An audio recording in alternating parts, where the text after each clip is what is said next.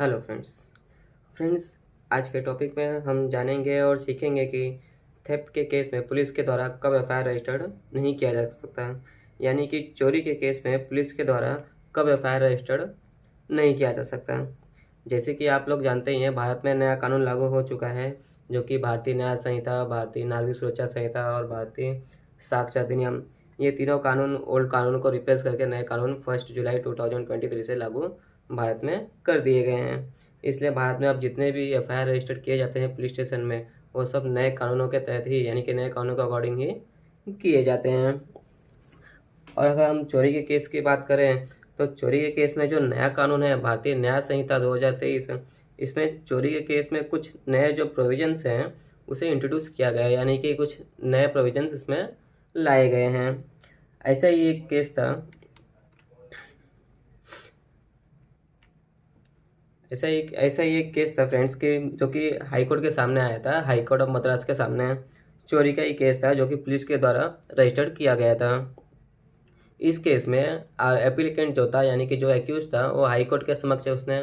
ABA के लिए petition file किया था, यानी कि एंटीसिपेटरी बेल लेने के लिए इस केस में पिटीशन फाइल किया था। वो इसलिए किया था क्योंकि उसे बड़ा डर था कि पुलिस के द्वारा जो एफआईआर रजिस्टर्ड किया गया है उसमें उसे अरेस्ट किया जा सकता है। तभी हम एबीए के लिए सेशन कोर्ट या हाई कोर्ट में एप्लीकेशन फाइल करते हैं एबीए एंटीसिपेटरी बेल लेने के लिए।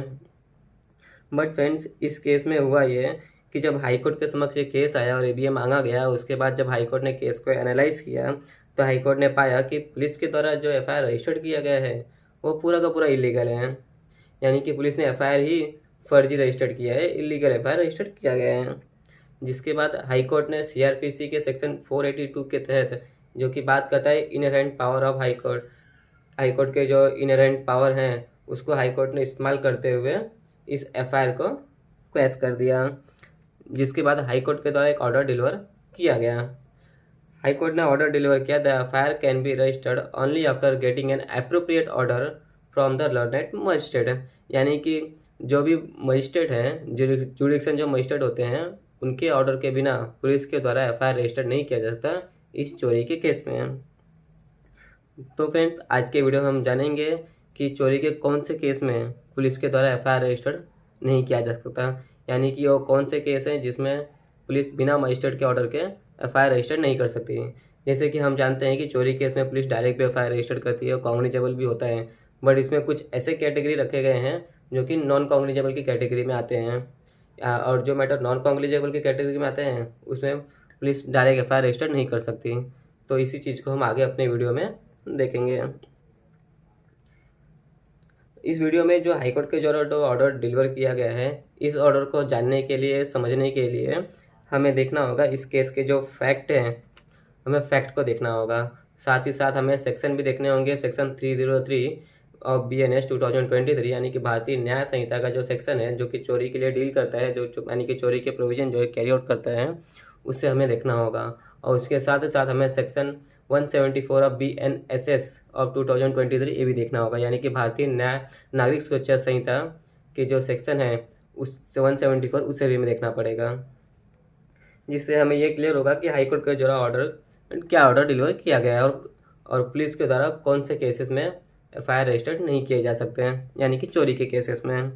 तो फ्रेंड्स, इस वीडियो में आगे बढ़ते हैं और देखते हैं कि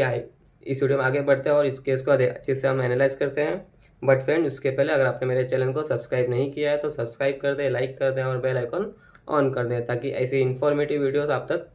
पहुंच सके। अब हम इस केस में आगे बढ़ते हैं और सबसे पहले हम ये देख लेते हैं केस का कॉस्ट टाइटल, जो कि आप स्क्रीन पर देख सकते हैं। केस का कॉस्ट टाइटल है Jebaraj N Jayaraj versus state of Tamil Nadu. ये क्रिमिनल एप्लीकेशन फाइल किया गया था, क्रिमिनल पिटीशन फाइल किया गया था हाई कोर्ट में अप्लीकेंट के द्वारा, यानी कि आरोपी के द्वारा, एक्यूज के द्वारा।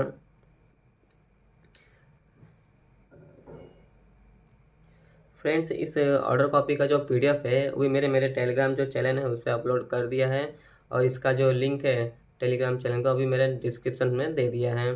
तो आप वहां से जाके डाउनलोड कर सकते हैं, क्योंकि ये जो ऑर्डर पास किया गया है हाई कोर्ट के द्वारा काफ़ी इंफॉर्मेटिव है आपके लिए। अगर आप एडवोकेट हैं तो आपके लिए काफ़ी ज़्यादा इंपॉर्टेंट है। और अगर आप लॉ स्टूडेंट हैं तो आपके स्टडी के लिए काफ़ी ज़्यादा इंपॉर्टेंट है ये थेफ्ट के केस में।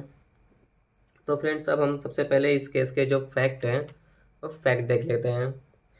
फ्रेंड्स इस केस के फैक्ट ये हैं कि 22 अक्टूबर 2024 को जो कंप्लेनेंट है यानी कि जिन्होंने पुलिस कंप्लेंट किया था, जिनके कंप्लेंट के बाद एफआईआर रजिस्टर्ड किया गया था, उनके द्वारा 22 अक्टूबर 2024 को जब वो मॉर्निंग में अपनी शॉप में आए, उनका जो वेल्कनाइजिंग का जो शॉप है उनका यानी कि टायर का जो शॉप था, वहाँ आए और उन्होंने देखा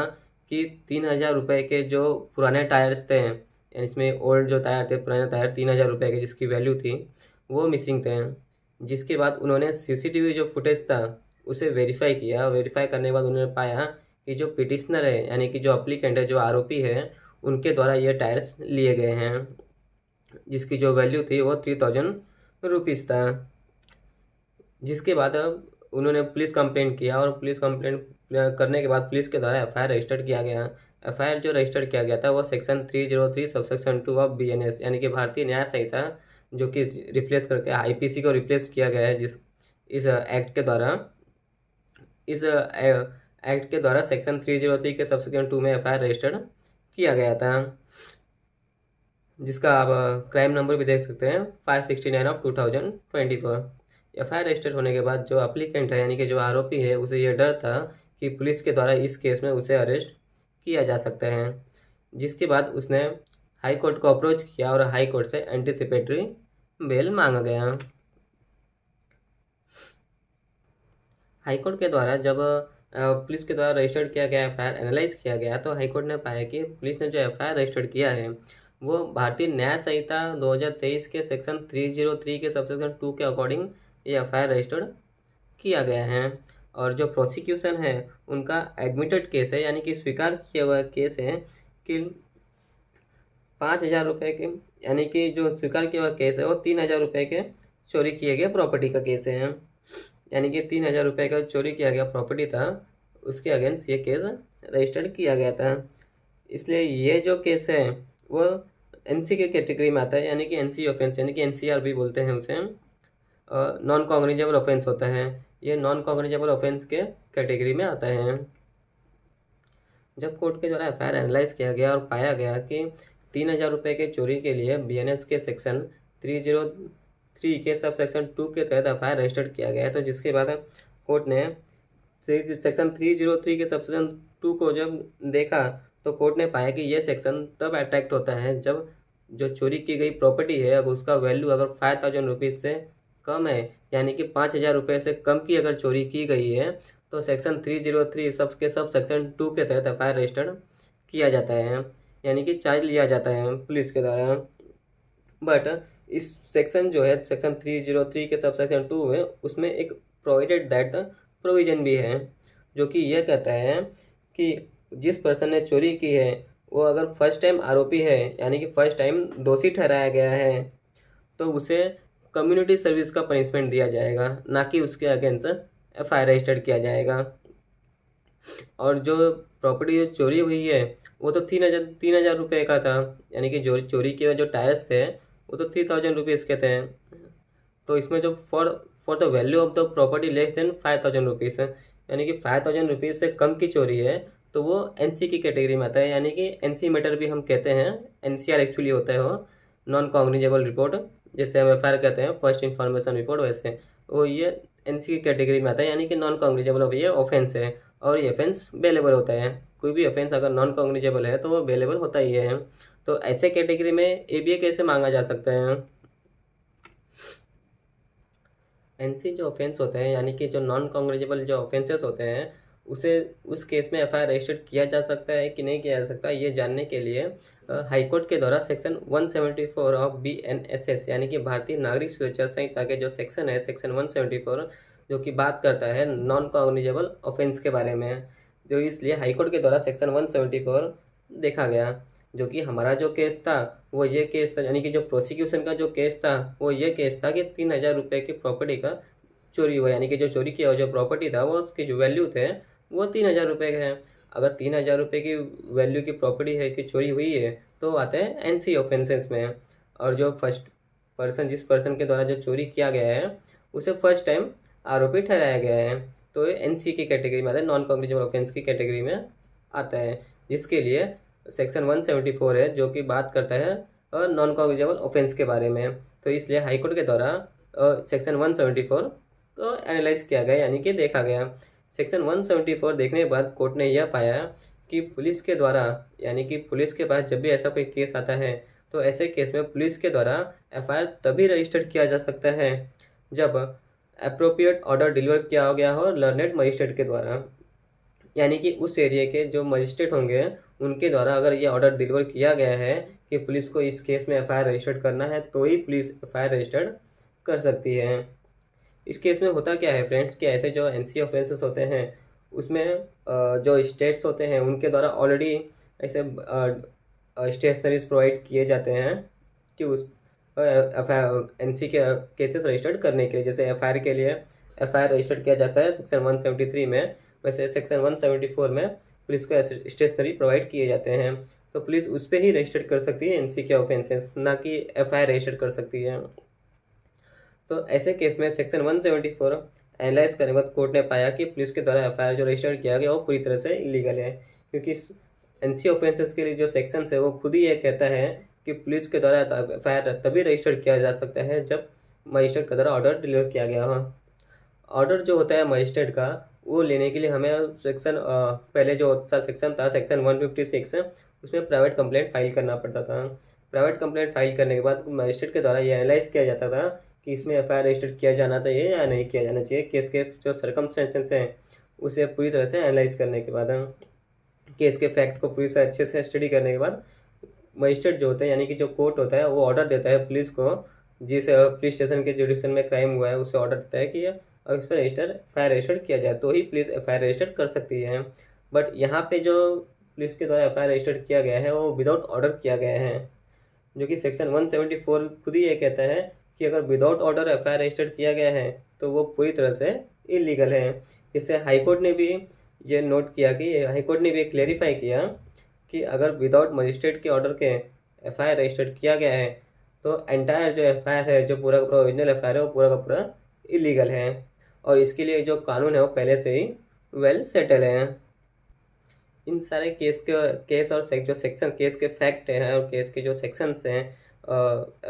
चोरी के जो सेक्शंस है सेक्शन 303 के सब सेक्शन 2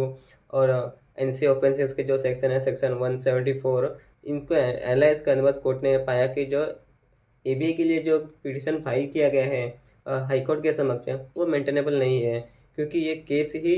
बेलेबल है, प्लस नॉन कॉग्निजेबल है, प्लस एफआईआर जो रजिस्टर किया गया वो पूरी तरह से इलीगल है। तो इसमें एबीए बनता ही नहीं है। इसमें एबीए की जगह उन्हें क्वेश पिटिशन फाइल करना चाहिए था, यानी कि एफआईआर को रद्द करने के लिए पिटिशन फाइल करना चाहिए था और एफआईआर को रद्द करने की मांग करना चाहिए था। बट यहाँ पे अप्लीकेंट के द्वारा, यानी कि आरोपी के द्वारा ऐसा किया नहीं गया था। यहाँ पे आरोपी के द्वारा ये किया गया था कि एबीए मांगा गया था, एबीए यानी कि एंटीसिपेटरी बेल। एंटीसिपेटरी बेल हमें तब मिलता है जब पुलिस के द्वारा किसी भी केस में एफआईआर तो रजिस्टर कर दिया गया हो पर उसमें अरेस्ट नहीं किया गया हो। जैसे पहले था section 41A, police FIR register करने के बाद 41A का नोटिस भेजा करती थी, तो हम जाते थे एफआईआर और एबीए लेने जाते थे कोर्ट के पास। बट ये जो केस है इसमें भी सेम एफआईआर रजिस्टर होने के बाद अरेस्ट होने से पहले जो एप्लीकेंट था उसे ये डर था कि उसे पुलिस के द्वारा अरेस्ट किया जाएगा, जिसके लिए उसने हाई कोर्ट को अप्रोच किया एबीए के लिए, एंटीसिपेटरी बेल के लिए। बट केस के फैक्ट और सेक्शंस को एनालाइज करने के बाद कोर्ट ने पाया कि एफआईआर इलीगल है, जिसके बाद हाई कोर्ट के जो पावर है, इनहेरेंट पावर, सीआरपीसी के सेक्शन 482 में हाई कोर्ट ने उसका इस्तेमाल किया और अपने जो पावर है उसका यूज़ किया, और यूज़ करके जो एफआईआर है उससे पूरे के पूरे एफआईआर को ही क्वैश कर दिया गया, क्योंकि ये एफआईआर पूरी तरह से इलीगल था। इलीगल इसलिए था कि क्राइम तो हुआ है बट क्राइम जो है नॉन कॉग्निजेबल की कैटेगरी में है, और उसमें एफआईआर तभी रजिस्टर किया जा सकता है जब मजिस्ट्रेट ने ऑर्डर दिया हो। बिना मजिस्ट्रेट के ऑर्डर रजिस्टर किया, बिना मजिस्ट्रेट के ऑर्डर के एफआईआर रजिस्टर किया गया तो वो इलीगल माना जाएगा। हाईकोर्ट ने ये क्लेरिफाई कर दिया है, जिसके बाद हाईकोर्ट के द्वारा इस एफआईआर को क्वैश कर दिया गया, यानी कि जो क्रिमिनल पिटिशन था उसे अलाउ कर दिया गया।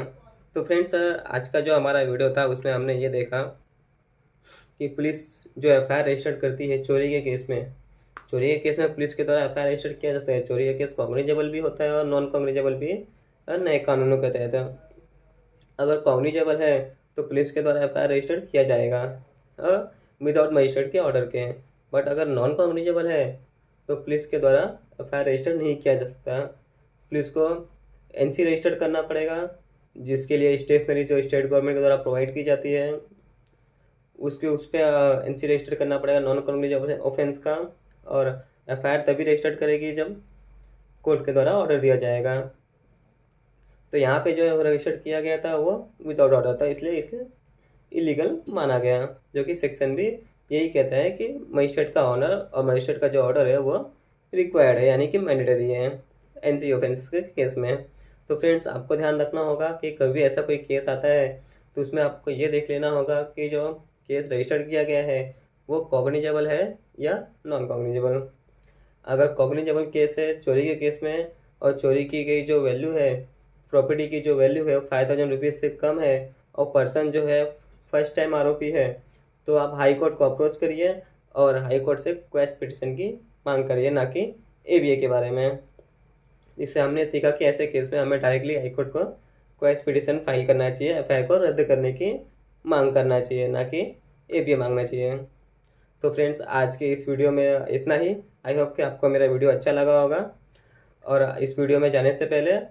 मैं आपसे कहना चाहूँगा, अगर आपने मेरे चैनल को सब्सक्राइब नहीं किया है तो सब्सक्राइब कर दे, लाइक कर दे और बेल आइकन ऑन कर दे, ताकि ऐसी जो इन्फॉर्मेटिव वीडियोस हैं वो आपको मिल सके, जो कि मैं हमेशा आपके लिए लाता रहता हूँ।